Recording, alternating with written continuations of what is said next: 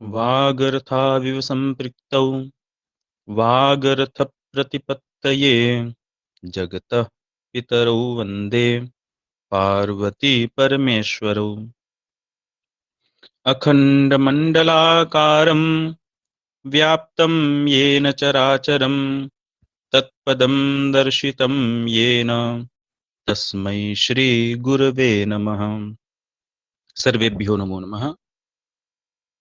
मैं मुकेश कुमार मिश्र गुरुजनों की आज्ञा और आप सभी मित्रजनों के निर्देशानुसार आप सबकी सेवा में उपस्थित हुआ हूँ। संस्कृत शास्त्र परिचर्चा नामक समूह के माध्यम से विगत वर्षों से निःशुल्क ऑनलाइन कक्षाएं आप सबकी सेवा में प्रस्तुत होती रही हैं। गुरुजनों की आज्ञानुसार और आप सभी मित्रजनों के निर्देशानुसार ही संस्कृत शास्त्र परिचर्चा नामक समूह का एक यूट्यूब चैनल भी निर्मित हो चुका है। इसी क्रम में इसका भी निर्माण हुआ। इसका निर्माण क्यों हुआ? क्योंकि जो भी ऑनलाइन कक्षाएं चल रही थी उसका लाभ सभी मित्रजनों तक पहुंचना मुश्किल हो जा रहा था, क्योंकि जो कक्षाएं हैं वह एक ही निश्चित समय पर चलती हैं। वह समय सबके लिए उचित हो, उपयुक्त हो, ऐसा निश्चित नहीं होता है। और देखा गया है कि अन्य भी नए-नए लोग जुड़ते रहते हैं, तो पिछला जो पाठ है वह उनके लिए छूट जाता है। इसलिए ऐसा निश्चित किया गया है कि जो भी पाठ चलता है उसकी रिकॉर्डिंग करके यूट्यूब चैनल के माध्यम से आप सबकी सेवा में प्रस्तुत की जाए। अब इसी क्रम में जो प्रथम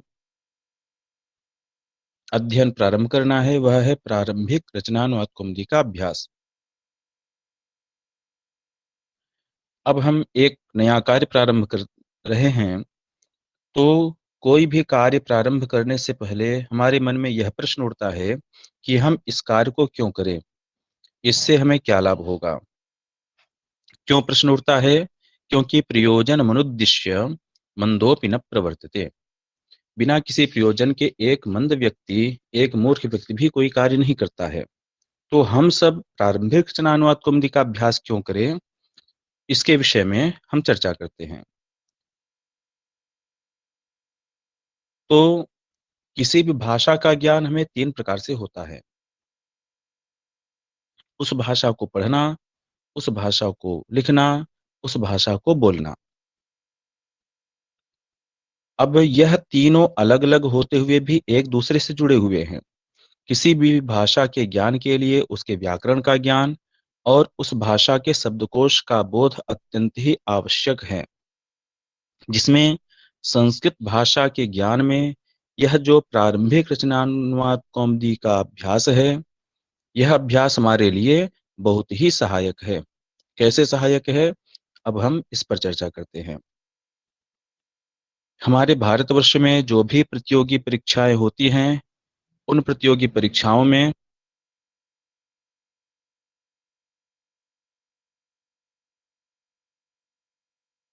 उन प्रतियोगी परीक्षाओं में जो यूपीएससी की परीक्षा है, जिसे हम आईएएस के नाम से जानते हैं, यह परीक्षा सबसे बड़ी परीक्षा मानी जाती है और यहाँ के प्रत्येक राज्यों में पीसीएस की परीक्षा होती है। यह बहुत सारे आयामों में एक ही होती है, इसलिए दोनों के विषय में हम एक साथ चर्चा करते हैं। तो यह दोनों परीक्षाएं 3 चरणों में विभाजित होती है। प्रारंभिक परीक्षा, मुख्य परीक्षा और साक्षात्कार। जिसमें से जो मुख्य परीक्षा है, उस मुख्य परीक्षा में कई प्रश्न पत्र होते हैं। उसमें 2 प्रश्न पत्र वैकल्पिक विषय के होते हैं। अर्थात आपको एक विषय लेकर के उस वैकल्पिक विषय के रूप में 2 प्रश्न पत्र के उत्तर देने हैं। यूपीएससी अर्थात आईएएस में जो 2 प्रश्न पत्र होते हैं, वो 250-250 नंबर के होते हैं, अर्थात कुल मिलाकर के 500 अंक होते हैं। अब यदि हम अन्य किसी विषय को लेकर के इसको करते हैं, तो वहाँ पर 200-250 के ऊपर जाना हमारे लिए मुश्किल हो जाता है। लेकिन वहीं पर यदि हम संस्कृत विषय को लेते हैं, तो अन्य विषयों की अपेक्षा 75% परिश्रम से ही हमें 300 से अधिक अंक प्राप्त हो सकते हैं, जो कि हमारी नियुक्ति में बहुत ही महत्वपूर्ण भूमिका निभाते हैं। और यही वैकल्पिक विषयों के अंक ही इस परीक्षा में परीक्षार्थी को टॉपर भी बनाते हैं। वहीं पीसीएस की परीक्षा में भी वैकल्पिक विषय के रूप में 2 प्रश्न पत्र होते हैं। यदि हम संस्कृत विषय को लेते हैं, तो यह प्रश्न पत्र 2-200 नंबर का होता है, अर्थात 400 नंबर। अन्य विषयों की अपेक्षा संस्कृत विषय में यहाँ पर भी बहुत ही अच्छे नंबर प्राप्त होते हैं। अब इस परीक्षा में हमारी प्रारंभिक रचना अनुवाद कौमुदी कैसे सहायक हो सकती है? यह सहायक ऐसे होगी क्योंकि इन 2 प्रश्न पत्रों में कुछ प्रश्न ऐसे होते हैं जो कि हमें संस्कृत में ही लिखने होते हैं। क्योंकि हम सिलेबस को पूरा पढ़े होते हैं, उसकी तैयारी होती है, तो हमें कारक इत्यादि का ज्ञान रहता है। लेकिन फिर भी हम लेखन क्रिया में अक्षम होते हैं। तो हमारा लेखन क्रिया अच्छा हो, हम उन प्रश्नों को भी कर पाएँ, इसके लिए प्रारंभिक रचना अनुवाद कौमुदी का अभ्यास हमारे लिए सहायक होगा।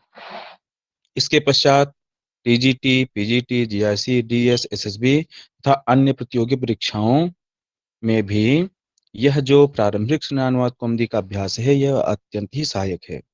क्योंकि देखा गया है कि इन परीक्षाओं में 50% जो प्रश्न होते हैं, वह व्याकरण के होते हैं।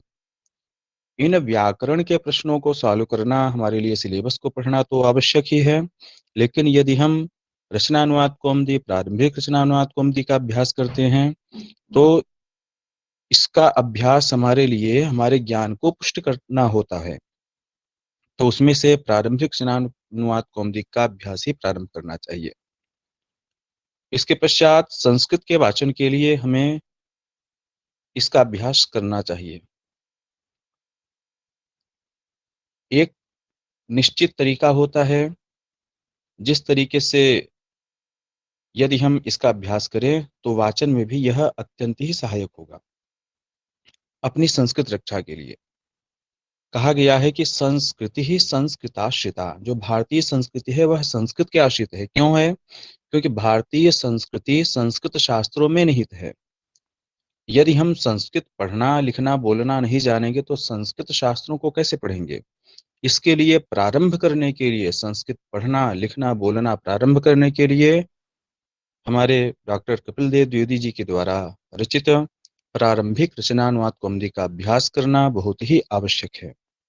इस प्रकार से सामान्य रूप से हमने प्रारंभिक रचनानुवाद कौमुदी के बारे में अभ्यास किया। अब इसका अभ्यास हमारे लिए सहायक कैसे है? तो इसमें प्रत्येक अभ्यास में 2 खंड बनाए गए हैं। एक खंड में शब्दों का ज्ञान, कुछ नियमों का ज्ञान है, और दूसरे खंड में उन्हीं नियमों, उन्हीं शब्दों का अभ्यास हो जाता है। तो हम पढ़े और पढ़ने के पश्चात तुरंत हमारा टेस्ट हो गया, हमारी परीक्षा हो गई। तो हमने जो पढ़ा, उसमें क्या कमी रह गई है, क्या हमें याद हुआ है, इसकी परीक्षा हो जाती है। तो जो हमारी कमी है, उसको हम सुधारते हैं, और जो हमें ज्ञात हो गया है, उसकी पुष्टि हो जाती है। इस प्रकार से यह जो अनुवाद कौमुदी बनाई गई है, यह एक वैज्ञानिक पद्धति पर आधारित है। तो इसका अभ्यास हमारे लिए बहुत ही सहायक होगा। इसी क्रम में अब जो अगला वीडियो हमारा आएगा, उस वीडियो से हम प्रारंभिक रचना अनुवाद कौमुदी के अभ्यास को प्रारंभ करेंगे। तो आप सभी मित्रजनों से यह निवेदन है कि जो भी मित्रगण इस अभ्यास से लाभ लेना चाहें, वह इस YouTube चैनल के माध्यम से लाभ ले सकते हैं। आप सभी को बहुत-बहुत धन्यवाद। सर्वेभ्यो नमो नमः।